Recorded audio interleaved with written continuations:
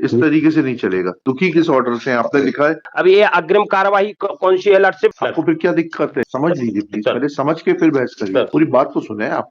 एक अच्छे वकील के लिए आवश्यक है कि वो बात भी सुनने की आदत डाले। जी आप किस चीज से दुखित हैं यहाँ पर? आज आपने जो आदेश लिखा है यहाँ पर, ये सर चूंकि त्रिवेदी जी का केस था और वो इसमें पूरी तरह से अच्छी तैयारी थी उनकी सर। ये सब मत बताइए please. Please try to understand. बहस करने के लिए बहस मत करिए। Please don't waste time like this.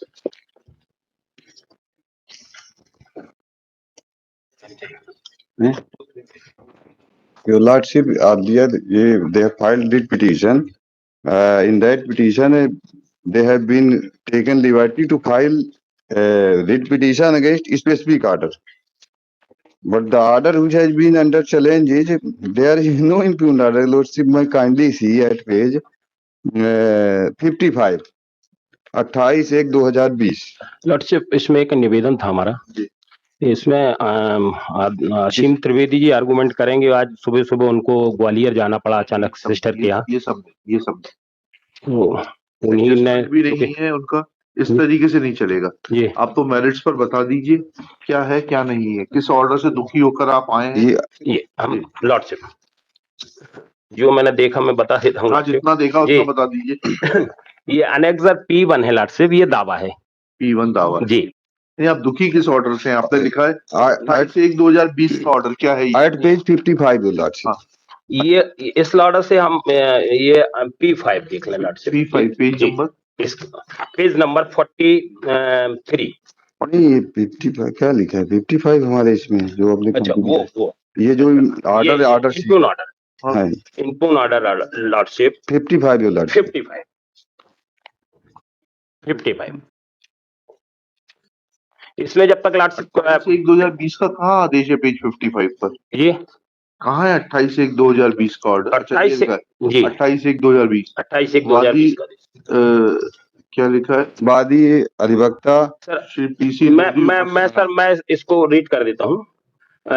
वादी द्वारा अधिवक्ता श्री पीसी लोधी उपस्थित, प्रतिवादी द्वारा श्री रोहिणी प्रसाद उपस्थित, प्रतिवादी क्रमांक 2 पूर्व से एक पक्षी, प्रकरण अग्रिम कार्यवाही हुई हेतु नियत। अब ये अग्रिम कार्यवाही कौन सी है लॉर्डशिप? अनेक्सर P5 की आदेश 7 और 11 का जो आदेश हुआ था, रिस्पोंडेंट को कोर्ट फीस पे करने के लिए कहा गया था। वो है अनेक्सर P1 का। इसको मैं पूरा पढ़ देता हूँ पहले। इसी प्रक्रम पर वादी द्वारा आवेदन पत्र आदेश 6 नियम 17 सिविल प्रक्रिया संहिता सह पठित धारा 151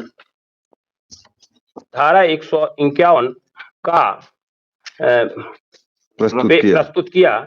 आवेदन में प्रतिवादी क्रमांक 1 आवेदन को प्रतिवादी क्रमांक 1 को प्रदान की गई।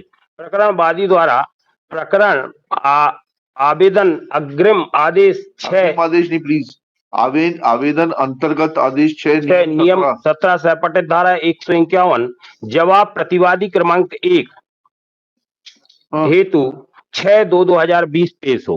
ठीक है। फिर लॉर्डशिप, इसमें लॉर्डशिप एक जो पहले से इसको पूरा केस को देखना पड़ेगा लॉर्डशिप। फिर ये जो ऑर्डर शीट है फिर हम इसके विषय में बताइए, प्लीज बताइए। ये क्या है लॉर्डशिप? ये एक दावा पेश किया गया था अनेक्सर P1 का।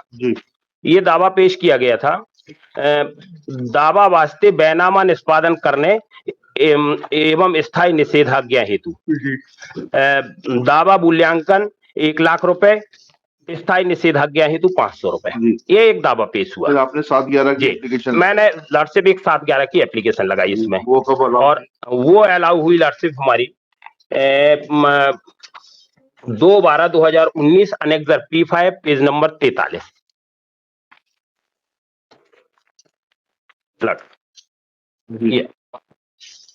इसका लास्ट पैरा मैं पढ़ देता हूँ। अतः विक्रय अनुबंध पत्र दिनांकित 20/3/2017 की प्रतिफल राशि 4,26,000 रुपए होने से उक्त विक्रय पत्र अनुबंध के पालन संबंधी अनुतोष हेतु न्यायालय शुल्क के प्रयोजन से बाद का मूल्यांकन 1,26,000 रुपए होगा, क्योंकि मूल्यांकन 1 लाख पे किया था अनुबंधित राशि पे। इसी सीधे उस पर आइए जी अतः विक्रय पेज 46 पर आइए। जी विक्रय अनुबंध पत्र दिनांकित की प्रतिफल राशि रुपए होने से उक्त विक्रय अनुबंध पत्र के पालन संबंधी अनुतोष हेतु न्यायालय शुल्क के प्रयोजन के लिए वाद का मूल्यांकन रुपए होगा तथा इसी वाद मूल्यांकन का न्याय शुल्क देय होगा। जी। ठीक है, आपने दे दिया ये न्याय शुल्क? नहीं दिया ना योर लॉर्डशिप, लॉर्डशिप। अभी इसमें क्या है? हाँ, एक तो न्याय शुल्क नहीं दिया, न्याय शुल्क नहीं दिया। अब क्या है इसमें एक सीपीसी में 7 आदेश 6 नियम 711 में एक प्रोवाइजो है क्या कि लॉर्डशिप के ये जो है न्यायालय बार बार समय नहीं दे सकती कोर्ट फीस अदा करने के लिए। अच्छा, जी। तो पहले तो ऑर्डर में पढ़े कितना समय दिया था? ये जो ऑर्डर में समय दिया था ये आदेश में कोई समय का उल्लेख नहीं किया। प्रकरण अग्रिम कार्रवाई हेतु नियत किया जाता है। समझ गए, मुझको सुनने दीजिए। Yes mister Shukla. Your lordship, 6/17 का आवेदन हमने फाइल किया, वो जो है उसको इन्होंने रिजेक्ट किया। फिर योर लॉर्डशिप काइंडली सी, हमने रिव्यू पिटीशन फाइल किया कि जिस आधार पर इन्होंने वैल्यूएशन, योर लॉर्डशिप में kindly see at page 21 relief का पैरा 2 है। वादी के पक्ष में प्रतिवादी क्रमांक 1 के विरुद्ध इस आशय का निर्णय डिक्री पारित की जावे कि इकरारनामा दिनांक सो का पालन में इकरारनामा के तहत दी गई रकम प्राप्त, ये अमेंडमेंट हमारा पे लागू हुआ, कराने का अधिकारी है निषेधाज्ञा जारी की जावे कि विक्रय पत्र अनुबंधित भूमि प्रतिवादी क्रमांक के अलावा किसी अन्य किसी भी तरह से विक्रय हस्तांतरण आज न करे, और यदि दावा प्रस्तुत दिनांक के पूर्व प्रतिवादी क्रमांक ने विक्रय अनुबंध एवं प्रतिवादी के नोटिस के प्रेषित पश्चात किसी अन्य को बैनामा कर दिया है तो वादी द्वारा भुगतान की गई राशि 1,00,000 रुपए अनुबंधित दिनांक से 12% वार्षिक ब्याज में हर्जाना सहित डिक्री निर्णय तक प्रतिवादी क्रमांक दिला। यह हमारी अल्टरनेटिव रिलीफ थी। इसी को ओवरलुक करते हुए माननीय निचली अदालत ने हमको कहा कि नहीं, आपने इसको ओवरलुक किया, हमने अल्टरनेटिव रेडी थी तो हम चूंकि इन्होंने बेच दिया है। Only pressing relief for refund of rupees. Yes your lordship, उसमें हमने दिया कोर्ट फीस। ठीक है, इसके पश्चात हमारा रिव्यू। आपको फिर क्या दिक्कत है सर? हमें समझ लीजिए प्लीज, पहले समझ के फिर बहस करिए। ट्रायल कोर्ट के सामने जब आपने 7/11 का आवेदन लगाया जी, तो वहां पर यह बात आई कि इन्होंने स्पेसिफिक परफॉर्मेंस मांगी है, तो इसलिए जो एग्रीमेंट का वैल्यूएशन है 4,26,000। पूरी बात तो सुने आप। एक अच्छे वकील के लिए आवश्यक है कि वो बात भी सुनने की आदत डाले। 4,26,000 रुपए का जो वैल्यूएशन है उसके हिसाब से कोर्ट फीस अदा करें। इन्होंने कहा कि भाई हम तो वो रिलीफ ही नहीं मांग रहे, इन्होंने उसको अमेंड करके डिलीट कर दिया। हम सिर्फ 1,00,000 रुपए जो हमने दिया उसकी वापसी का रिलीफ मांग रहे हैं ब्याज के साथ में। कब? अमेंडमेंट के बाद में? नहीं, आदेश के बाद में। जब आदेश हो गया 711 का आदेश हो गया, उसकी कंप्लायंस होनी थी, लॉर्डशिप। उसकी कंप्लायंस नहीं की गई, उसके बाद समय पर समय लिए गए, उसके बाद आदेश 6 नियम 17 का एक आवेदन आया संशोधन के लिए। आप किस चीज से दुखित हैं यहाँ पर? आज आपने जो आदेश लिखा है यहाँ पर, मैं 28/1 प्लीज पूरी बात सुनिए। 28/1/2020 को तो कोई प्रोसीडिंग नहीं हुई, लेकिन सर वो जो प्रोसीडिंग है ना, वो 28/1 की जो प्रोसीडिंग है उसको देख लें अब। हाँ प्लीज। जी, जो 28/1 की प्रोसीडिंग है साहब, यहाँ ये न्याय शुल्क अगर अदा नहीं हुआ था तो 28/1/2020 को बाद पत्र जो है ना न्याय शुल्क की अदाई न होने के कारण निरस्त हो जाना था। अच्छा, नहीं, हाँ ऐसा नहीं लिखा था प्रेम्पटी आर्डर। नहीं, ये निरस्त हो जाना था यहाँ। नहीं लिखा नहीं, ऐसा प्रेम्पटी आर्डर नहीं। एक सेकंड, आपके ग्राउंड्स पर आइए, पिटीशन में आपके ग्राउंड्स पढ़ते हैं जी। क्या लिखा है आपने, क्या ग्राउंड्स लिए हैं?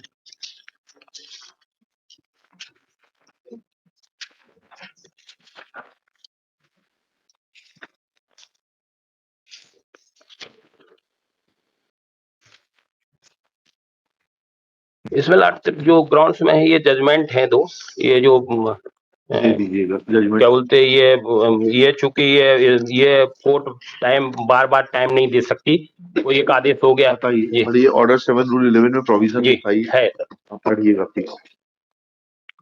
ये सर चूंकि त्रिवेदी जी का केस था और वो इसमें पूरी तरह से अच्छी तैयारी थी उनकी सर। ये सब मत बताइए प्लीज। नहीं सर, लेकिन ये सब मत बताइए। जी, आदेश सर इसका सर था देखेंगे सर। हाँ प्लीज पढ़िएगा। जहां दावाकृत अनुतोष का मूल्यांकन कम किया गया है और वादी मूल्यांकन को ठीक करने के लिए न्यायालय द्वारा अपेक्षित किए जाने पर उस समय के भीतर जो न्यायालय ने नियत किया है ऐसा करने में असफल रहता है। मैंने आपसे यही तो पूछा था जी कि टाइम क्या फिक्स किया है कोर्ट में। Can this court in its supervisory jurisdiction prescribe that time limit was not given and therefore the order is you have not challenged that order. Please try to understand. मैंने आपसे पहला सवाल यही पूछा था कि न्यायालय ने क्या समय सीमा दी थी जिसके अंदर इनको न्याय शुल्क अदा करना था। न्यायालय ने स्वयं कहा देखिए बहस करने के लिए बहस मत करिए। Please try to understand. समझ कर बहस करेंगे तो आप हमारी मदद करेंगे। We will be able to reach to some logical conclusion. ठीक है। न्यायालय ने क्या समय दिया था मैंने आपसे सवाल किया था। आपने स्वयं स्वीकार किया न्यायालय ने उस आदेश में कोई समय सीमा नहीं लिखी। जी अग्रिम कार्रवाई हेतु लिखा है। ठीक है। अब आपका ये कहना है कि न्यायालय बार बार समय नहीं दे सकता। वो कौन सा जजमेंट है दिखा दीजिए। जी सर इसी में सर एक और गा है। दावा जहां दावा अनुतोष का मूल्यांकन ठीक है किंतु वाद पत्र अपर्याप्त स्टाम्प पत्र पर लिखा गया है और वादी अपेक्षित स्टाम्प पत्र देने के लिए न्याय शुल्क द्वारा अपेक्षित किए जाने पर उस समय के भीतर जो न्यायालय ने नियत किया है ऐसा करने में असफल रहता है। सूट फिर भी खारिज नहीं होगा क्योंकि अमेंडमेंट अलाउ कर दिया है। अमेंडमेंट अलाउ करके आप बात सुनिए। आपको अमेंडमेंट के खिलाफ यहाँ आना चाहिए था कि अमेंडमेंट गलत अलाउ किया गया है। अब आप उस वक्त आए नहीं।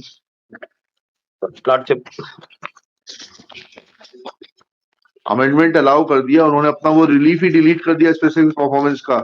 अब तो सर वो रिलीफ डिलीट होने के बाद तो बात जो है वो वैकल्पिक रिलीफ पे बच रहा हो। वैकल्पिक रिलीफ पे भी बात नहीं चल सकता। ये बताइए कैसे नहीं चलेगा बात बता दीजिए।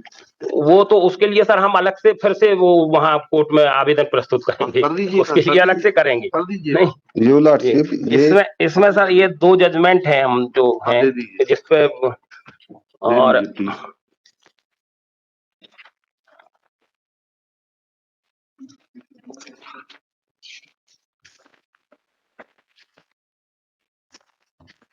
जिसपे सर ये हुआ है।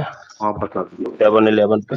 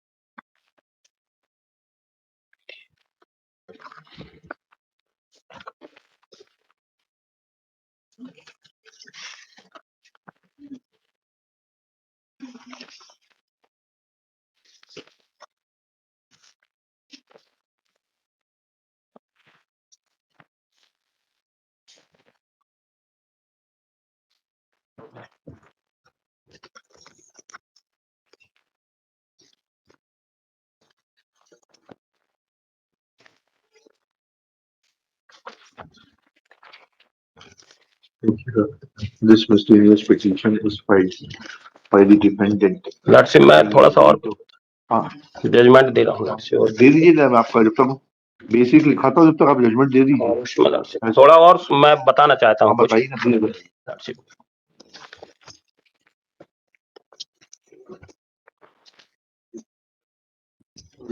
बताइए प्लीज। इसमें देखना जजमेंट ठीक है। Please don't waste time like this. आपको जो बताना है बताइए। लॉर्डशिप इसमें हाँ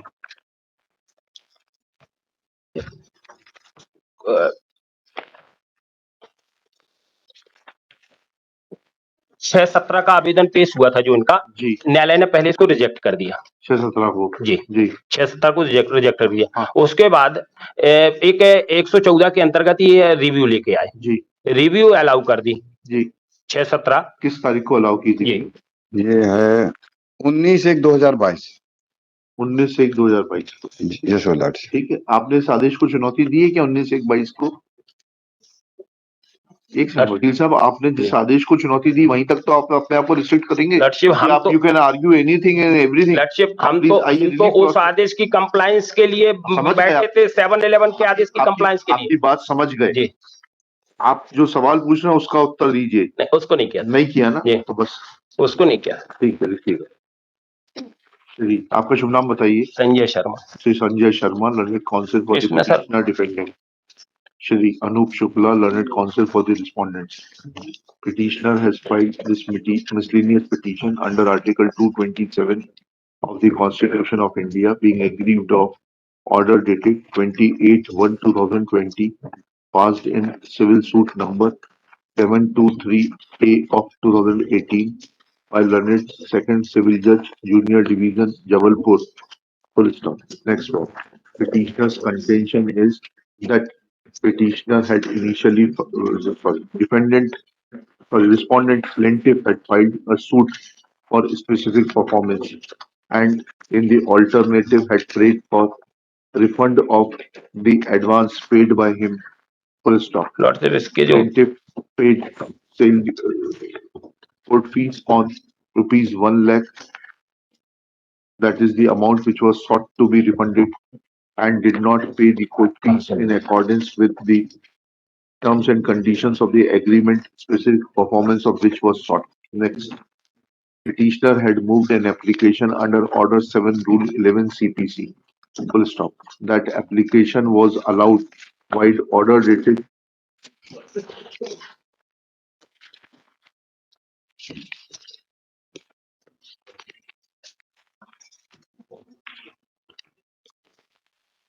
to 12/2019 and plaintiff was directed to pay court fees as per the terms and conditions of the agreement, that is on rupees 4,26,000, which was the subject matter of the agreement. Full stop. Thereafter, case was fixed on 28/1/2020 when instead of asking the plaintiff to first pay the court fees in accordance with the और भी पहले date दी थी lordship. earlier orders, जो हमारे सामने है, उतना बताइए प्लीज। ये है Earlier ना, order ऑर्डर शीट पेश की है इसमें। dated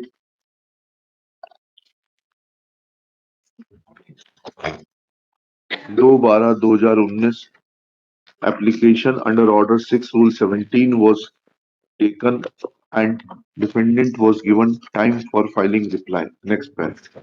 Petitioner's contention is that no time could have been given to the plaintiff without making compliance of the order dated 2/12/2019, whereby plaintiff was directed to pay court fees as per the correct valuation. Next paragraph.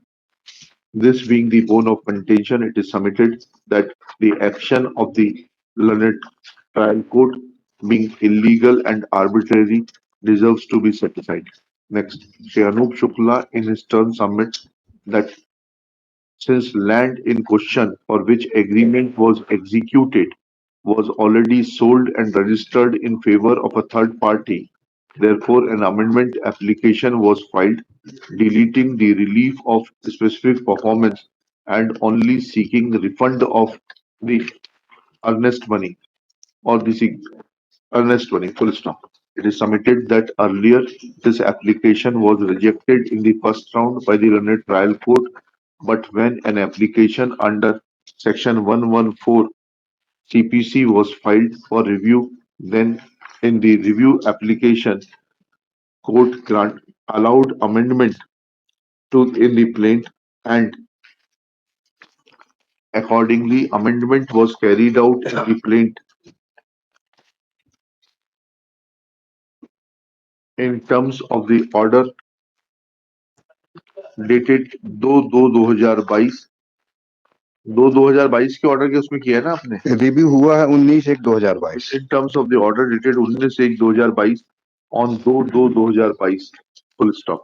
It is submitted. दो के खिलाफ नहीं किया। हाँ, it is submitted that Petitioner has not filed any petition challenging order dated 19/1/2022, whereby review was allowed. Thus, there being no provision in law not to permit amendment in the plaint before the stage of framing of the issues, only on the ground that an application under Order 7 Rule 11 CPC was allowed at the instance of the defendant, present petition is nothing but a tactics to seek dismissal of the suit, so to misappropriate rupees 1 lakh which was paid as a earnest money while executing the agreement for sale. Next paragraph. आपको judgment मिल गया? Judgment sir वो office में छूट गए, उन्हीं पे भेज दीजिए। कोई बात मैं इसमें उसमें ये लंच में दे दीजिएगा, उसके आगे लिखा और ग्राउंड जी जी लंच में दे दीजिएगा। ठीक है लॉर्डशिप इंटेलिजेंस नहीं क्या हुआ सर, वो आइटम